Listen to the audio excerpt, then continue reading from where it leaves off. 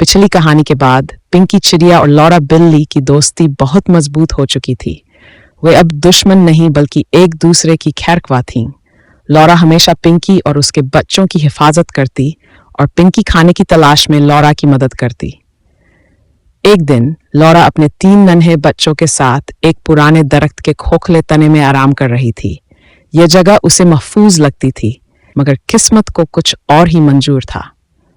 अचानक बस्ती में एक खतरनाक शिकारी कुत्ता आ गया जो बिल्लियों और परिंदों का दुश्मन था।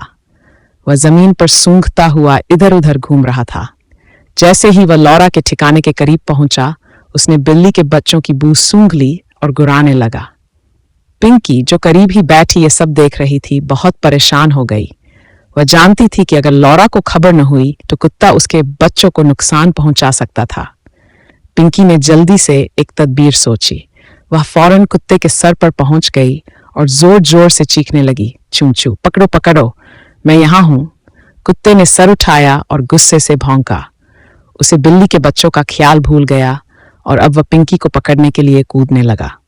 मगर पिंकी बहुत होशियार थी। वह कुत्ते को कभी दाएं ले जाती, कभी बाएं। कुत्ता गुस्से में दरख्त के गिर्द भागने लगा, मगर पिंकी हमेशा उसकी पहुंच से दूर रहती। इतने में शोर सुनकर लौरा जाग गई। जैसे ही उसे खतरा महसूस हुआ, उसने अपने बच्चों को जल्दी से महफूज जगह पर ले गई। जब वह देख चुकी कि बच्चे महफूज हैं, तो उसने पिंकी की तरफ देखा, जो अब भी कुत्ते को उलझाए हुए थी। लौरा ने एकदम छलांग लगाई और कुत्ते की तरफ गुर्राई, मेरे बच्चों को छोड़ दो।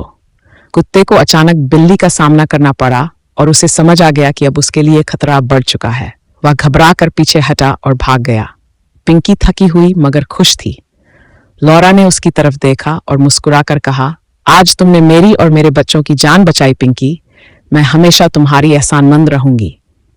पिंकी ने हंसते हुए कहा, हम दोस्त हैं और दोस्त एक दूसरे का ख्याल रखते हैं। यूं एक बार फिर दोस्ती ने दुश्मनी पर जीत हासिल कर ली। अब पिंकी न सिर्फ लौरा की दोस्त थी, बल्कि उसके बच्चों की मुहाफिज भी बन चुकी थी।